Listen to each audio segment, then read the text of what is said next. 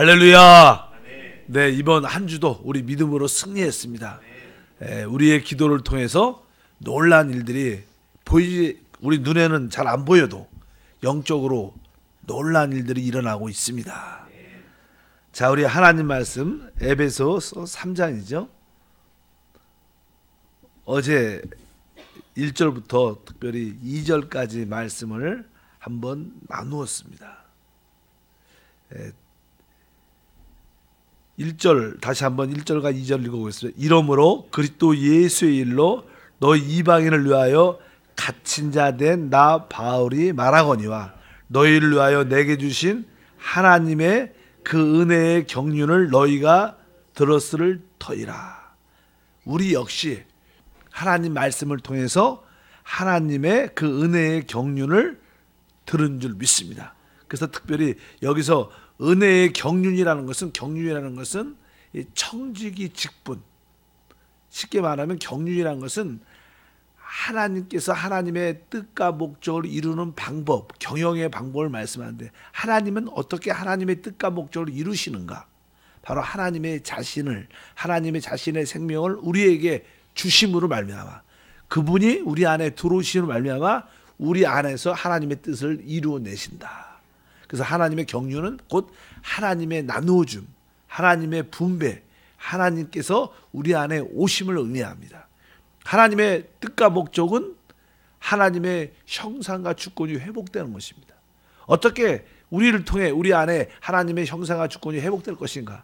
바로 하나님이 우리 안에 들어오심으로 말미암아 우리가 우리 안에 계신 그 그리스도를 붙잡을 때, 그분을 모든 것으로 받아들일 때 하나님의 형상이 회복되고 하나님의 주권이 나타나는 줄 믿습니다. 그것을 곧 그래요. 은혜의 경륜. 은혜라는 것은 알죠. 바로 하나님을 누릴 때 은혜를 받습니다.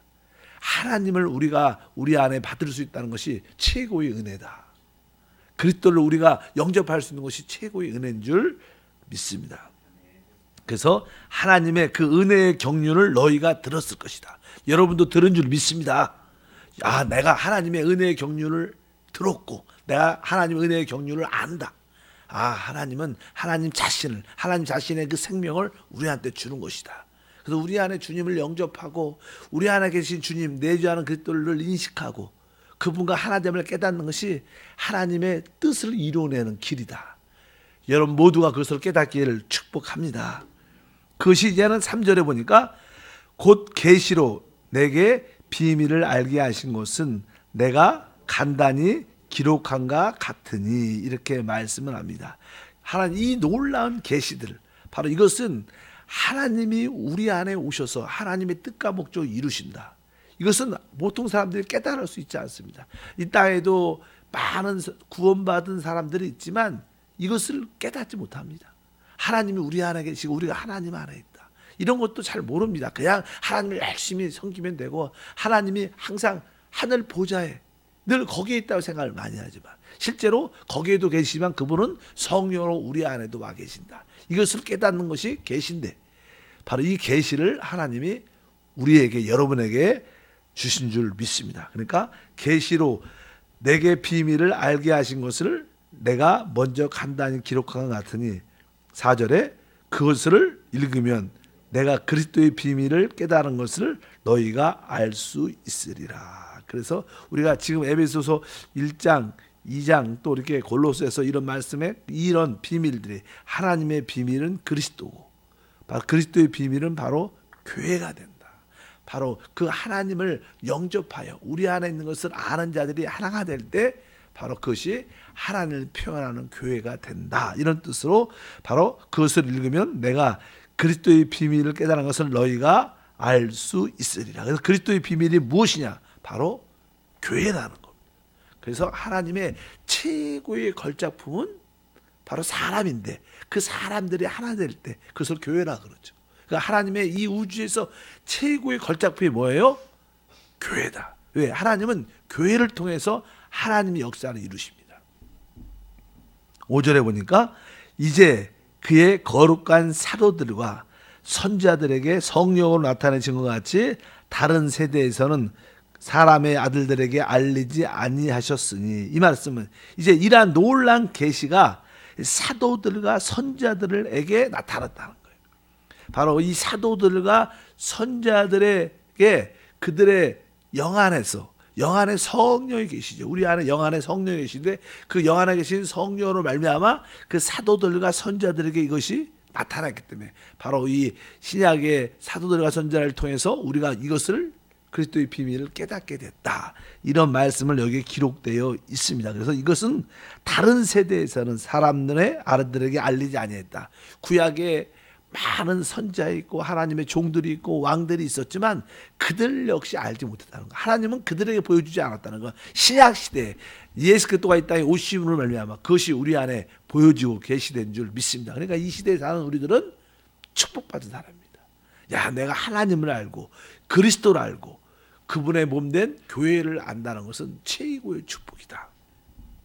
그래서 이제 6절에 이는 이방인들의 복음으로 말미암아 그리스도 예수 안에서 함께 상속자가 되고 함께 지체가 되고 함께 약속에 참여하는 자가 됨이라.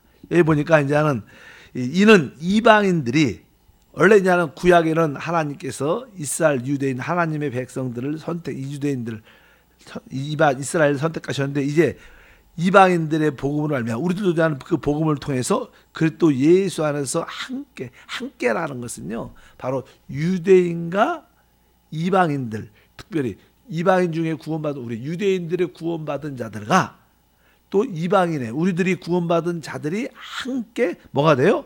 상속자가 되고, 하나님의 기업의 상속자가 우리가 된다고 말씀합니다. 우리가 하나님 안에서 그리스도 예수 안에서 함께 상속자가 되고 함께 지체가 되고 또 함께 약속에 참여하는 자가 됩니다.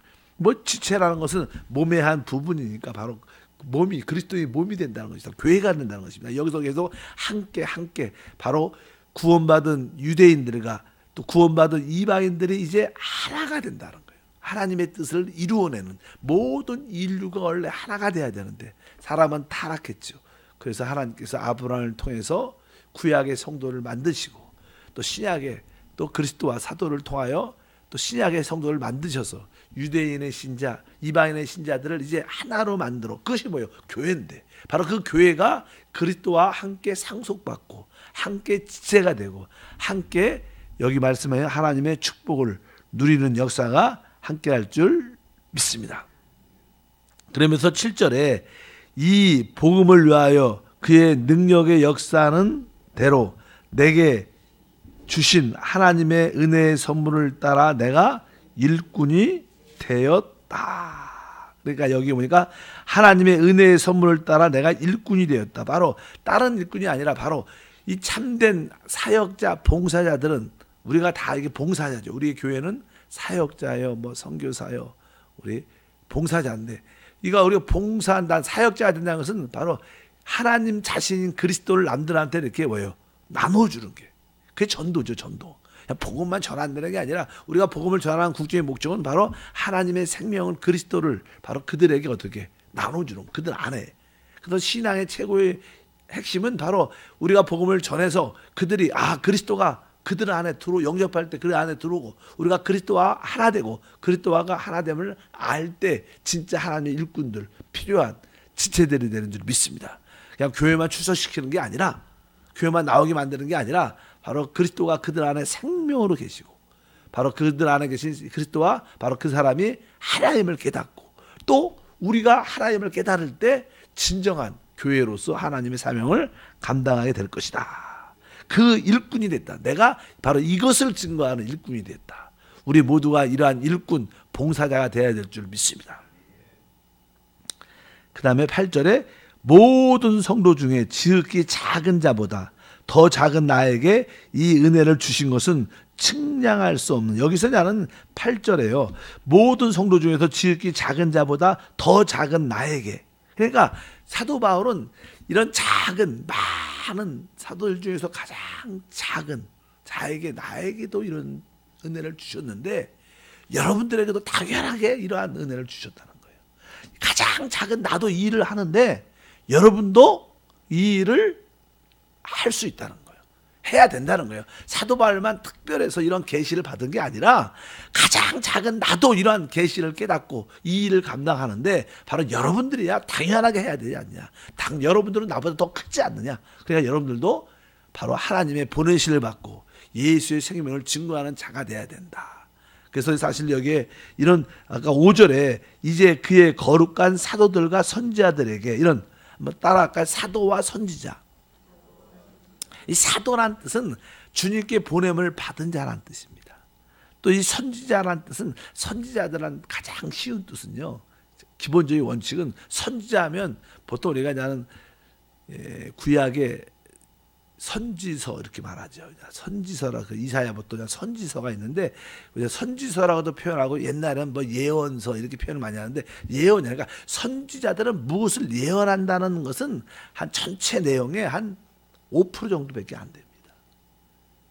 선지자는 그 당시 하나님의 영적인 상황, 하나님의 마음을 이렇게 표현해요. 그러니까 이 선지자라는 뜻은요, 하나님을 위해서 말할 때, 여러분들이 우리 교회도 이렇게 수요 예배나 주일 예배 성도들이 나와서 간증하죠. 나에게 역사하신 하나님을 간증할 때 그것은 작은 선지자로서의 사명을 감당하는 거예요. 왜? 하나님을 위해서 말하는 자가 선지자예요. 따라합니다. 하나님을 위해서 말하는 자가 누구예요? 선지자입니다. 그렇게 하나님을 위해서 이렇게 말을 전도하고 하나님께 받은 은혜를 말하다 보면 성령께서 우리에게 어떠한 예언도 깨달음도 주시는 겁니다. 그러니까 주된 선지자의 목적이 뭐냐면 하나님을 위해서 말하고, 또 사도는 복음을 가지고 보냄을 받은 자라는 뜻입니다.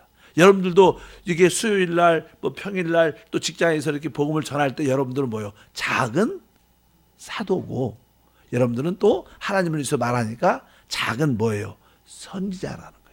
사도 바울이 그렇게 얘기하는, 내가 작은 사도고 선지자였던 것처럼 여러분들도 당연하게 사도로서 보냄을 받은 자들이요, 이 땅에. 여러분도 하나님을 위해서 말하기 위하여서 세우신 하나님의 선지자들이다. 이런 뜻으로 사도 바울은 말하는 거예요. 가장 작은 나에게 이러한 사도로서 선지자로서 하나님께 보냄을 받았는데 당연하게 여러분들도 능히 그 일을 감당할 수 있고, 여러분들은 나보다 더 크니까 여러분도 사도고 여러분도 작은 선지자다.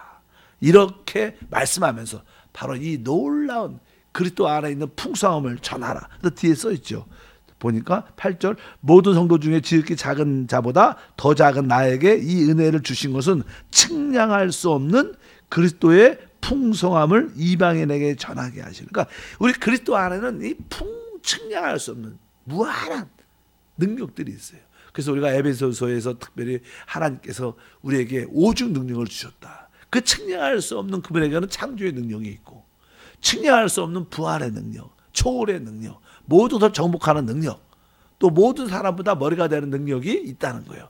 이 놀란 이러한 능력들을 우리가 전하게, 그것을 복음 전파라고 말씀하는 줄 믿습니다. 그래서 여러분들도 스스로 날마다 아침에 일어나서 이 5가지 능력을 날마다 믿음으로 고백하고, 그 능력이 우리 마음과 뼈에 사무치도록, 야, 내가 이 창조의 능력을 사용하리라. 믿음으로, 내가 믿음으로 이 부활의 능력을 사용하리라. 초월의 능력을 사용하리라. 모두 환경을 정복하는 능력을 사용하리라. 내가 모든 사람다 머리가 되는 능력을 사용하리라. 이러한 믿음의 고백을 여러분 모두가 가져야 된다. 이것이 측량할 수 없는 바로 그리스도의 풍성함입니다. 그래서 그리스도의 풍성함을 이방인에게 어떻게 전하게 하시고, 9절, 영원부터 만물을 창조하신 하나님 속에 감추었던 비밀의 경륜이 어떠한 것을 드러내게 하려 하심이라. 그러면서 나는 이 영원부터 만물을 창조하시니까 하나님 안에는 영원한 감추어졌던 하나님의 비밀의 경륜이 있었다. 아까 경륜이란 단어는 어쩌든지 여러분들이 하나님의 방법은 뭐예요? 하나님 자신을 어떻게 해요? 우리에게 주는 거예요. 우리 안에 들어오게 하는 거예요. 하나님 자신의 생명을 우리에게 나눠주는 것이 하나님의 뜻입니다. 그렇기 때문에 그러한 비밀의 경륜을 우리가 그냥 깨달았다. 여러분 모두가 그래서 깨달은 줄 믿습니다. 그래서 그 놀라운 사실을 우리가 주 예수의 복음을 전하고 제사함을 전하고, 그 결과 뭡니까? 바로 하나님이 우리 안에 들어오셔서 우리가 하나님과 하나가 되는 또 우리 안에 계신 그 하나님이신 그리스도를 따라 살 수 있도록, 또 그리스도를 따라 살 때 우리 모두가 하나 돼서, 하나가 될 때 하나님의 교회가 돼서 그 교회가 하나님의 뜻을 이루신다. 그러면서 이제 10절의 결론을 내죠. 10절에 보니까 이는 이제 교회로 말미암아 하늘에 있는 통치자들과 권세들에게 하나님의 각종 지혜를 알게 하려 하심이니. 이제 하나님의 모든 지혜는 뭘 통해서 나타나요? 교회를 통해서 나타난다. 특별히 하늘에 있는 통치자들과 권세들, 이것은 뭐예요? 사단의 정사와 권세를 의미합니다. 이 사단들에게, 사단이 아주 지혜롭게 생각해서 타락을 했지만 결국 그들에게 하나님의 지혜를 나타내는 기회가 될 것이다. 그래서 여기 보니까 하나님의 각종 지혜를, 사실 보통 우리가 지혜, 지식 이렇게, 지혜는 모든 것을 할 수 있는 어떤 능력을 의미합니다. 사실 하나님께서는 놀라운 지혜가 있으심을 믿습니다.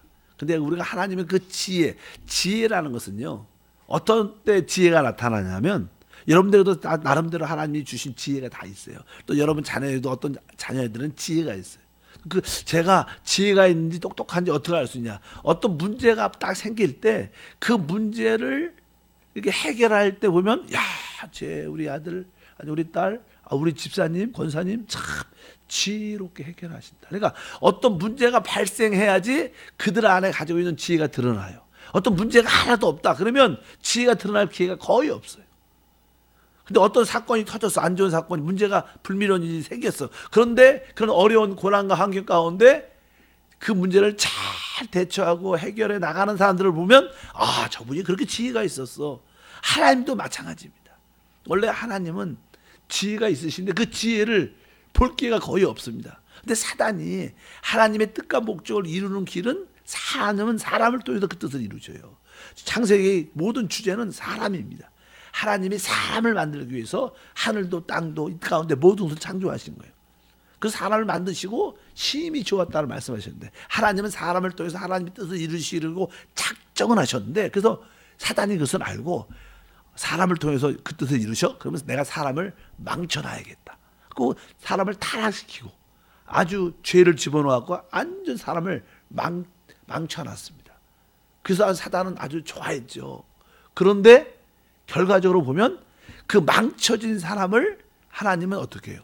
다시 살리고 회복하고 더 하나님의 영광을 드러낼 수 있는 놀라운 길을 만드신 거예요. 그러니까 그 망치는 그 사건 때문에 하나님의 지혜가 더 뛰어나게 보여진 거예요. 믿으시면 아멘. 그러니까 우리 삶 가운데도 마찬가지인데, 우리 삶 가운데도 우리가 어떤 일을 하다가 실패하고 아주 망하고 잘못될 때가 많아요. 일을 우리 스스로. 그래서 야, 큰일 났다. 그런데 하나님께서 여러분 가운데 찾아오셔서 그 사건, 실패한 일을 통해서 더 일을 합력하여 선이 되게 하셔서 하나님이 뭘 나타내요? 지혜를 나타낸다. 믿으시면 아멘. 그러니까 너무 우리는 내가 실패하는 거에 두려워하면 안 돼요. 믿으시면 아멘. 내가 뭐 고의적으로 실패하면 안 되겠지만, 내가 열심히 해서 실패했다, 내가 또 이렇게 망했다, 또 어려움을 당했다, 그런 것 때문에 너무 좌절하지 마세요. 그때 하나님이 뭐가 나타나요? 우리 안에 계신 하나님의 지혜가 나타나서 합력하여 선을 이루는 역사를 이루신 줄 믿습니다. 예를 들어서 구약 같은 경우에 하나님의 나라, 하나님의 왕국을 세우는 가장 주도적인 사람이 다윗이었는데, 알다시피 다윗은 어떻게 돼요? 실패를 합니다. 어떤 실패를? 바로 가늠죄를 짓고 살인죄를 짓는, 사단이 그를 충동시켜서 타락하게 만들어요. 그래서 실패하게 만듭니다. 그래서 그냥 사단이 아주 우쭐대죠. 봐봐, 하나님은 다윗을 통해서 하나님의 뜻을, 나라를 세우기 원했지만 내가 저를 타락시켰다. 실패했다. 드디어 하나님은 아무것도 할 수 없다. 그런데 하나님은 다윗을 다시 회개시키시고 그 은혜로 말미암아 나중에 누굴 낳아요? 솔로몬을 낳고, 솔로몬이 나중에 하나님의 성전을 짓는 일을 하게 돼요. 그러니까 그것은 하나님의 놀라운 지혜가 있는 거예요. 사단은 우리를 실패케 하지만 하나님은 그 실패조차 하나님이 지혜를 나타낼 기회를 가져서, 오늘 말씀에 그러니까 하나님께서 바로 각종 지혜를 알게 하신다. 천사들이 아무리 깨가 있어갖고 사람을 타락시키고 이 세상을 나쁘게 만들지만 결국 하나님은 이런 실패들을 더 좋게, 더 선이 되게, 더 아름답게 만드는 지혜가 있다는 거예요. 그러니까 우리는 걱정하지 말자. 왜? 하나님의 지혜이신 그리스도가 우리 안에 와 계시. 믿으시면 아멘. 그러니까 여러분들이 실패하고 어렵고 힘들 때도 여러분 안에, 내 안에 계신 예수 그리스도가 하나님의 지혜입니다. 하나님의 지혜입니다. 그러면 결국 그 실패가 더 좋아지는 길이 될 수 있고, 그 연약함이 더 강건해지고, 그 가난함이 더 부유함으로 변하는 기회가 확실히 있을 것이다. 바로 하나님은 이러한 놀라운 각종 지혜를 갖고 계신다. 그러니까 우리는 걱정할 필요 없다. 아멘. 두려워할 필요 없다. 나는 실패해도 결국 우리 안에 계신 지혜이신 하나님은 더 놀라운 일들을 나타내는 기회가 됩니다. 사단아, 네가 아무리 나를 실패하고 타락시켜도 너보다 훨씬 뛰어난 하나님의 역사가 우리가 볼 수 있다. 그래서 오늘 아까 10절에 바로 다시 한번 읽어볼까? 이는 이제 뭐로 말미암아? 교회로 말미암아. 그러니까 교회는 하나님의 최고의 걸작품. 이 교회를 통해서 이 사람은 다 타락했고 다 흩어졌고 소망이 없었지만 하나님은 다 이렇게 구원하시고 우리를 어떻게 해요? 또 하나로 만드시잖아요. 이 모두를 하나로 만드셔서 하나님의 뜻을 이루는 지혜를 나타내신다. 바로 그의 본이 교회인 줄 믿습니다.